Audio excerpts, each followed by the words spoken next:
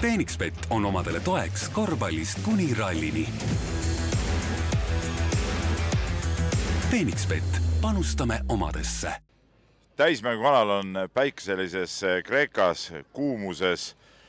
Nagu näha siin ümberringi ka päike sirab, inimesed on napis rõivais ja ilma päikeseprillideta ei ole siin üldse sisuliselt võimalik kõndida, päike on ere ja rallimehi ootab siin ees väga tõsine katsumus. Esiteks seesama kuumus, siin kõik rallipäevad lubab üle 30 kraadi sooja, kes ralliautos on sõitnud, see võib natuke ette kujutada, kes ei ole, see peab seda ette kujutama, kui kuum ja ebamugav on seal autos olla ja selle kuumusega võidelda.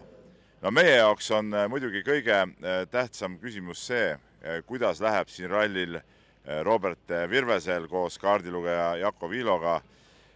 See on nüüd üle hulga aja üks nii-öelda punktiralli ja siit alates järgmised rallid kõik on need, kus Virves ja Viilo WRC 2 sarja punkte koguvad. Neil on praegu tabelis üks ralli, kus nad on punkte kogunud, see oli Keenia, sealt tuli esikoht, maksimum 25 punkti ja nüüd siit läheb siis tõsine tiitli heitlus lahti ja praegu seisamegi siin nende tiimi Dokspordi telgi ees.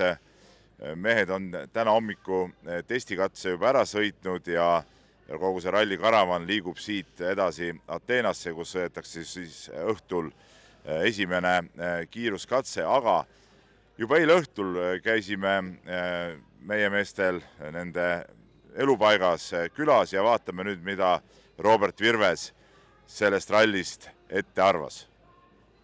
Nii, Robert Virves, Kreeka MM-ralli on algamas sinu jaoks nüüd tähtsam kui mõni eelmine, ehk siis see on punktiralli. Sul on praegult maksimumpunktid võetud ühelt rallilt ja nüüd on teine võimalus. On kuidagi teistmoodi see rallile tulla kui mõnel eelmisel kihutamisele, kus sa olid lihtsalt niisama osalemas? Mingil määral ikka, et nagu sa ütlesid, siis nüüdsest alates kogu aeg, mis meil ees on punktidele ja eesmärk on esineda võimalikult hästi. Kreekas on sul läinud üldiselt hästi, sa oled siin juunioriga võitnud, WRC 2 olnud teine, saanud ka kokkuvõttes kõrge koha siin. Et see peaks olema üks selline ralli, mis sulle sobib ja kus võiks ju hästi minna. Et millise tundega sa praegu siia vastu lähed? Ütleme, selle koha pealt on võib-olla mõne teise üritusega võrreldes omapärane, et ma arvan, et 7-80% rallist on tegelikult täitsa uus, mida me ei ole näinud eelnevatel aastatel. Et selles osas on kindlasti võib-olla teistmoodi või keerulisem, kuigi samas jälle võrdsem võib-olla teistega võrreldes, et keegi ei ole enamus katseid siin sõitnud. Et jah, vaadates tagasi, ma ei tea, kui palju see juurde annab, aga üldiselt jah, ütleme, ma pigem olen nautinud siin sõitmist. Kui sa nüüd vaatasid need uusi katseid, sõitsid läbi ja praegu siin arvutiga töötate ja töötate läbi need uuesti.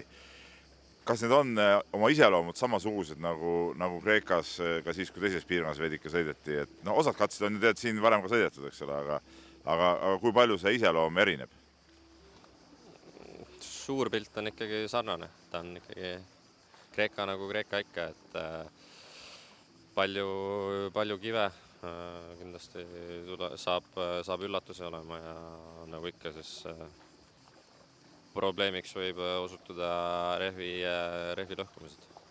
Jaa, ma tahtsingi järgmisena küsida rehvide kohta, et selliste kivistel teedel ja rasketel katkistel teedel rehvi hoidmine on väga oluline, et mis taktikaga peale minna, et rehvide pärast ei peaks liialt palju aega kaotama, et oled sa nüüd nende rajaga tuttumisel ka saanud aru, et kus tuleb rohkem hoida, kus saab võib-olla rohkem vajutada ja riskida? Seda ikka üritad alati jälgida, aga elu on näidanud, et tihtipeale see võistlusautoga pilt on päris erinev selle koha pealt. Üldiselt ma arvan, tuleb lihtsalt hoida silmad lahti ja olla valmis ootamatusteks, mida me võib-olla nagu varasemalt ei näe, et ja teine asi on meil siis seekord nii-öelda uus rehv siis, mida Rally1 autod siis seni on kasutanud või vähemalt eelmine aasta kasutasid, et idee poolest võiksid rehvid gramm paremini kesta. No kas siuksed rasked, keerulised teed, kas need isest nagu meeldivad sulle, et no siin ei ole siukest, ütleme, Eesti meestele üldiselt ju meeldivad kiired rallid ja pedaal põhja ja anna kuum, eks ole. Siin on siukest nagu nökerdamist ja nikerdamist ikka rohkem ja peab nagu sa ütlesid, teed ka rohkem jälgima, et kas see pakub sulle suuremat naudingut kuidagi? Just naudingut pakub, aga suures plaanis ei ole vahet, ütleme. Kindlasti on keerulisem, aga samas jällegi nagu, kuidas öelda, katsumus, et kõik see lõpuks, ma arvan, teeb ju selle asja põnevaks ja meeldib või mitte, lõpuks peab meeldima.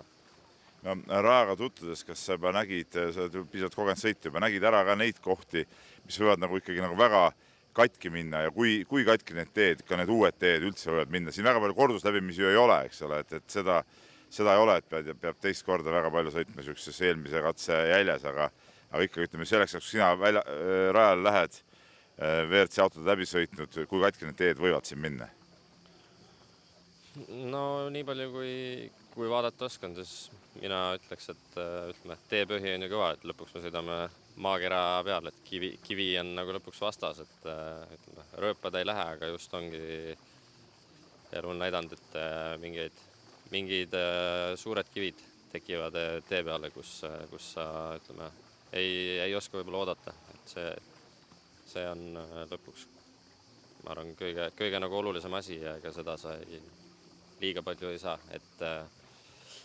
et aimata. Mõned kohad võib-olla, mõned üksikud kohad, kus sa oskad nagu valmis olla. No arvestades, et on tegemist nüüd punktiralliga ja punkte vaja hakata korjama. Kui palju siin selle ralli nüüd on sükest lihtsalt, et ma panen pedaali põhja ja kihutan ja kui palju on seda, et sa jälgid ka konkurente, sätid selle järgi taktikat, kes kus asetseb ja mis punkte on parasjagu vaja nagu ära võtta? No ütleme, see ralli on selles suhtes pikk, et lõpuks isegi pühapäev üksi on veel päris tummine, et see on kindlasti see ralli, mis ei ole enne läbi, kui ta nagu päriselt täitsa läbi on, et ma arvan, siin tuleb nagu otsast minema hakata ja ütleme, vaadata, kuidas pihta saame ja ega kindlasti konkurents on kõva ja suurem osa ajast käib ikkagi nagu võidused ka, et vahet ei ole, kas teed on nagu kehvad või mitte, et elu on näidanud, et kui sa oma arust lähed julmalt hoidma, siis teised sõidavad lihtsalt mööda sust. Ehk siis ikkagi see kiirus peab olema kogu aeg olemas ja mingeid hirmsaid taktikamänge siin mängida ei saa tegelikult? Mina julgen küll nii öelda, jah. Edu sulle! Aitäh! No Robert Virvese variantidest rääkides, ta asub siis praegu WRC2 arvestuses 10. kohal, aga see punktitabel on tõesti väga ebaülevaatlik. Kokku siis iga võistleja saab punkte koguda 7 WRC rallilt ja siis nendest 6 paremat lähevad WRC2 arvestuses kirja, ehk siis kui on üks ebaõnnestumine, mõni nulliralli või väiksed punktid, siis sellest võib veel lahti saada, aga nagu ütlesime, Virvesel on 25 punkti ja tema pluss nüüd konkurentide ees on see, et konkurendid kõik on sõitnud juba rohkem arvesse minevaid rallisid.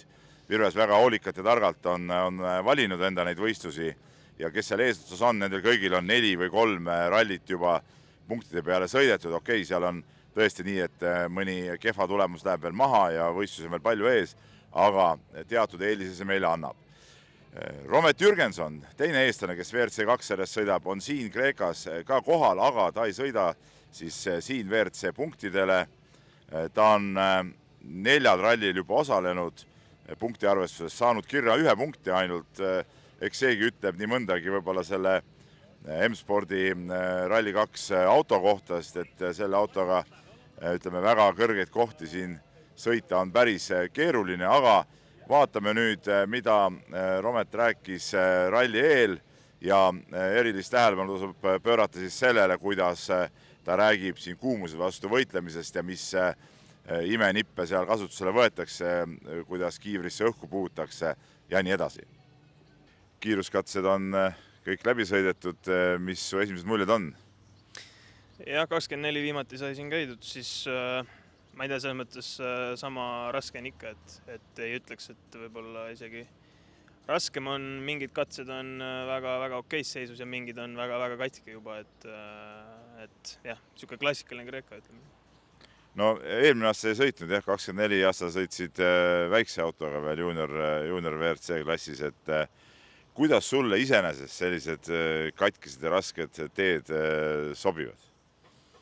No selles mõttes, nii palju kui ma mäletan, siis Kreekas ikkagi suutsime nagu seda pikka plaani hoida ja pigem on sobinud, aga jah, siin kahjuks siin WRC2 on see lugu, et kui sa hakkad veidi tagasi hoidma, siis oledki juba top 10 väljas, et siin on selles mõttes enamus ikkagi lähevad väga suure hooga ja ega siin väga auto säästmisest on nagu võimatu rääkida. No said sa testi ka teha, et kuidas see Ford, mis võib-olla ei ole ikka, olgem ausad, kõige konkurentsivõimlisem olnud siiamaani selles hooajas. Kuidas ta siin võiks, ütleme, kiirematele, on ta siin Toyotad või Škodad vastu saada? Seekord me testi ei teinud, et me läheme põhimõtteliselt Portugali seadega lähme ja vaatame, hakkame avastama, et see oli niisugune pigem viimase hetke tuleks siia niikuinii, et Shakedown on testis.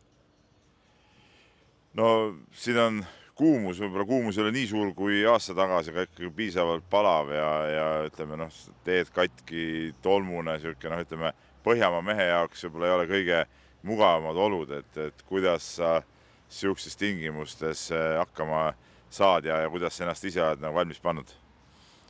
No 24. aasta jällegi ma mäletan, et ikkagi üks hetk oli väga raske, et eks mingid õppetunnid on sealt tulnud, et tuleb hakata siis vedelikku tarbima juba pea nädal enne või isegi rohkem, et koos elektrolüütidega, et kui hakkad seda tegema enne rallit, et siis on selgelt liiga hilja ja siis jah, selles mõttes eks siis näha ole. Aga ütleme sõidu käigus ka, ma ei tea, siin WRC tiimide mehed kasutavad igast jäävesti asju, on sul ka selliseid võimalusi, näiteks kui tuled hooldusalasse, et tõmbate mingi jäise vesti selga või märjad rätikud kukla peale ja nii edasi? Ja see vest on meil olemas ja eks rätik läheb kuklale alati, aga eks me nüüd proovime, jah, meil Shakedownil saamegi eesat korda on see nii-öelda kiivri siis tuulutus ka või siis mis iganes selle nimi on, et seda proovime ja eks siis näis, kas see sobib. Kuidas see kiivri tuulutus töötab, oskad sa maakeeli seda seletada? Põhimõtteliselt seal on ventikas sees, mis siis nagu puhub õhku sulle, skuubist ülevalt tuleb õhk peale ja veel lisaventikas nii-öelda siis puhub seda ringi sulle otsa siia pähe, aga ega ma polegi seda proovinud, et homme Shakedownil seda on esimest korda proovinud. No üks niisugune väike omapära on seekord Kreeka rallil veel, et pärast seda neljapäeva õhtust nii-öelda publikukatset kõik autod pakitakse laeva ja sõitjad ka ja järgmiseks hommikuks olete siis laevaga nagu siin üle lahe teisel kaldal, kus siis lähevad kiiruskatsed lahti, ja ööbite ka laevas, et mis sa sellest ootad ja mis tundega niisugune laeva romantika, mis tunded sinust tekitab see? Ja kas ma just seda ootan, aga õnneks ma nii palju kuulsin, et liiga pikalt ei sõida, et suht pikalt on ikkagi kais, et see on positiivne, et ei loksu vast liiga pikalt. No kuidas sulle tundub, et kas on see nagu efekti asi või mis see point on? Okei, mööda teed tõesti, see on päris pikk maasõite sinna kiiruskatsetele, aga pärast tagasi sealt ikka tulete tegelikult ju mööda maismaad, et kumba sa oleks eelistanud, kas sõita mööda teed või siis niisugune laevasõit? Ma nii palju ei olegi vaadanud, et kui palju me sellega säästame, et kui me tõesti säästame sellega 3-4 tundi, et siis võib-olla on isegi pointi sellel, et ma oskan rohkem öelda, kui me oleme selle ära teinud, et kui ta ikka väga on loksutanud või nii, et siis kindlasti kõige parem ei ole, aga ma arvan, et kõik on seal ja elame üle. Kui vastuvõtlik see merehaigusel oled? Ei, tegelikult vist ei ole kõige hullem. Kunagi väiksena mäletan mingi praami peal tuli vähe üles, aga ei, elame üle. No ütleme nii, et rallisport on seiklus ja see on üks selle seikluse osa. nii on. Aga edu sulle! Aitäh! Ja kui me MM-rallil juba oleme, siis loomulikult viskame pilgu peale ka päris tippmeeste sõitmisel ehk siis WRC sarjale ja üks peamine küsimus on see, kas praegult MM-sarjas viisikjuhtimist omav Toyota jätkab sama võimsalt ka Kreeka rasketel ja keerulistel teedel. Tuletame siis meelde, et praegu MM-sarja liider on Elfin Evans, järgneb Takamoto Katsuta, siis Oliver Solberg, Sami Pajari ja viiendana Sebastien Ogier ja siis edasi tulevad juba Hyundai'd ja M-spordi Fordid. Eks suureks soosikuks siin rallil võibki pidada viiendana rajale minevad Sebastien Ogier'd, sest et tal on hea stardikoht, ta on siin hästi sõitnud ja ta on väga kiire mees, nii et siin oma loogika on asjas olemas. Aga täna hommikusel testikatsel näitas väga head kiirust ka Thierry Neuville Hyundai'ga ja nüüd ongi siis see küsimus üleval, et kas Neuville või ka kiiresti sõitnud Adrian Fourmaux suudavad oma Hyundai'dega natukenegi seda Toyotate pidu rikkuda ja lõhkuda, et oleks MM-sari ka veidike huvitavam, et Neuville on sellega sel hooajal hakkama saanud, ühe korra ta võitis, ühe korra ta peaaegu võitis, punktikatsel andis oma esikoha ära, aga ta on näidanud, et ta vähemalt kui auto kannatab ära, siis ta sõitjana suudab Toyota meestele konkurentsi pakkuda, aga siin Kreeka teedel, nagu rääkis ka Robert Virves siin videos, need kivid, keerulised olud, siin võib juhtuda mida iganes ja see ralli ei ole läbi enne, kui ta on läbi, aga see, kui ta on läbi, see on alles pühapäeval, praegult on neljapäev ja ralliautod, nagu te näete, see Toyota boks on siin ka tühi, ralliautod just laaditi ka pärast testikatset siis treilerite peale ja hakkavad nad liikuma siis Ateena poole.